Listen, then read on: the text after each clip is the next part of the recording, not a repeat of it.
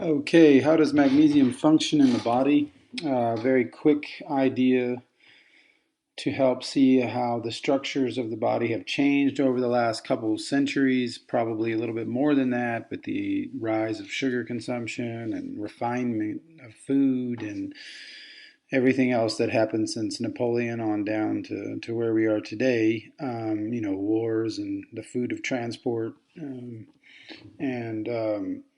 so Understanding how magnesium plays into that. So we have a weaker structure basically if we understand how magnesium is kind of like the flexibilizing power mineral. I guess it has a flexibilizing power. I know that's not a word, but it renders flexible structures in the body. Not only bone, which you would think, oh, I don't want soft bone, but it's not soft. Flexible and soft are not the same thing. So flexible actually means strength whenever you add flexible to like something hard. If you have your teeth with your calcium, that would be brittle if they didn't have some flexibilizing agent, which allowed for a kind of strength to come through with that hardness. Otherwise, it's brittle, cracks, or bone spur, or deposits on cells, destroys apoptosis, destroys cells because of calcium channel limiting is not happening through the calcium through the magnesium. Magnesium helps soften that calcium, but allowing a flexibility to. So with vitamin D, of course, who helps to aim everything and get that into the right area, but whether it falls on tissue or bone and doesn't have the right magnesium content, then it will either deposit or it will actually connect and stick or whatever they call it, fixation. So that's very well known with magnesium. It helps fix calcium. So another thing is that magnesium deficiency, when it's overcome and there's high levels in the body, actually other minerals like manganese or even vitamin D and other vitamins and minerals actually become more present in the body just through that one deficiency being covered. Meaning, distal uptake of those same minerals becomes more efficient, or the production of vitamin D becomes more efficient. So it actually does help everywhere too. It's not just alone in how it works. So the key to understanding the structure is with oxygen. I think oxygen is the easiest way. I mean, a lot of things happening to us today, from coronavirus on down to, uh, you know, infections, lung, flu, autism, now in the gut, the biome, like all these like phenomena are connected to some sort of oxygenation problem. So oxygen's not getting there, and therefore cancer and everything else can set itself up.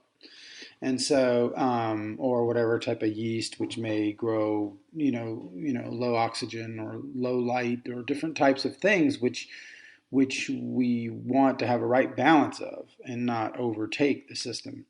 So that oxygenation happens through the flexibilizing power of magnesium. Not only does it help with the flexibilizing of the platelet itself, and the platelet, this red platelet that, or I mean, what do they call that again? Um, is it called a discocyte? I think it's called a discocyte or a discocyte. Discocyte, I think that's it. I don't know. I'm speaking French sometimes, but so yeah, this little round, like sigmoidal shaped blood cell, which allows for the oxygen to fix, and so then it offloads that oxygen. So the flexibilization of that structure allows for the onloading and offloading, and thus the efficiency of oxygenation in the body at the base level of distribution through the blood.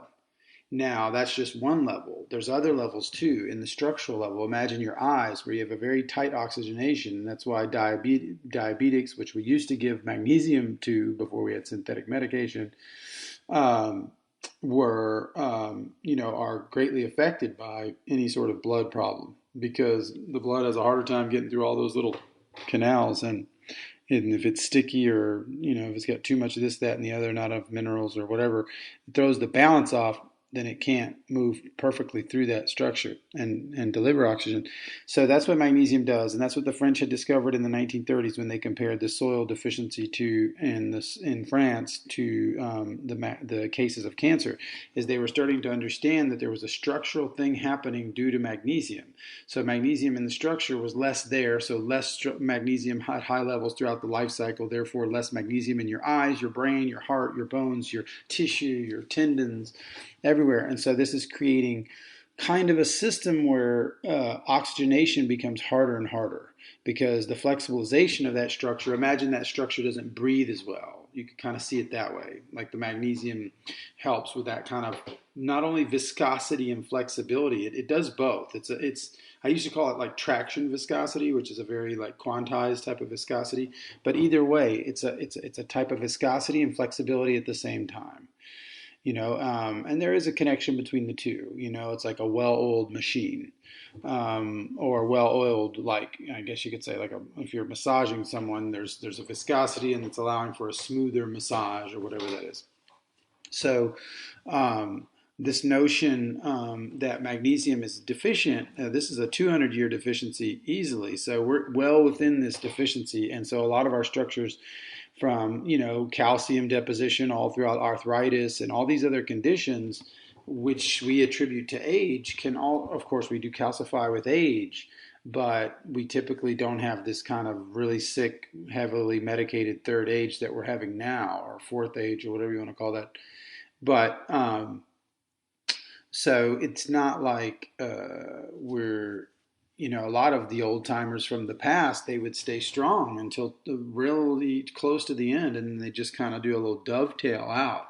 And so now we're in a whole nother thing where everybody's slow and just can't move and can't do anything, can barely walk. And so, we see these dogs walking around when they're older and they just can barely walk too. A lot of them with the articulation problems.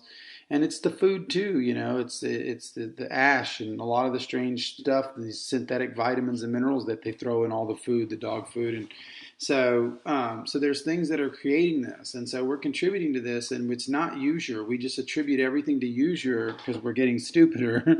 So we're like, oh, I must be getting old. Well, that's why all this, and it's like, nope. It's because we're missing something, okay? Something simple as broth on a daily basis made throughout the life cycle could overcome that too. If you were not in the supplement type of thinking, this is another way to do it. But, you have to be on your game, so to speak. And so you basically replenish what you would have used in a given day. And so that's smart. Then usurer doesn't happen. And then aging becomes a more of a graceful process. So yes, the oxygenation is the key to the whole thing. It's the key to how the structures weaken. And so every 7 years, your body recreates its own structure, like every cell in the body. I mean, okay, depending on your age, probably it goes slower than that. But in general, every 7 years, all the cells in the body are replaced. So the next 7 years, if you have a stronger magnesium, meaning a better quality, no plastics, in glass, like the high quality, and using it transdermally to bring in higher doses that you could never get in that small kidney. Now you're going straight through the ectoderm, the skin itself, this enormous organ, so you're actually able to dose up much more than you ever thought you could with such a surface area. And so using it that way, like our ancestors did, exactly how they did it, without aloe vera and cream, they didn't do any of that with the mag. The mag was separate, and it was something that they used directly on the skin. So using that in that fashion will allow for higher levels throughout the next 7 years so that your body recreates itself much stronger. When I first started this company and I started doing the mag, the high quality, like Zechstein inside, blue glass bottles, all this stuff, and I started doing the right stuff. Well, what happened is I ended up like having all these knee surgeries, knee problems, and everything else when I first started. And as now, 7 years later, I'm just like putting myself in this 7-year thing that I'm talking about. I've noticed that I've gotten much stronger, much more flexible. My not flexible as in like whatever, like yoga, this, that, and the other. I mean just flexible in a sense of like just strength. You feel like you can move, you can do this, you can stop on a dime, all these things without like that kind of like wastage of energy or whatever that feeling is. And so, and then on top of that, I stopped having knee problems and everything else. And I'm playing basketball harder than I ever did. Like I'm cutting like sharper and sharper cuts and turns and quickness and moving. My feet are going at 90 miles an hour. They weren't before. And I had all these problems. And now they're all over the place and there's no stopping it, you know? And so this is kind of amazing at, you know, at my age and like 44 and then like with having, you know, being 220 pounds, like such a big person, like as far as like strong, Viking kind of person, moving at that quickness and not doing any harm. I mean, that's a testament to the magnesium over time, you know, just helping build the structures out. So anyway, learn about this stuff because this is where your real freedom is. You know, we always holding up our constitution or our thing that we want to be free and we're claiming our rights, but they got us at the structural level. You know, we got to get in that structure. That's where we got to reverse this stuff. If it's only $3 a week to use this stuff consistently, find the right stuff. Don't get the cheap stuff. Come check us out at theheartoftradition.com.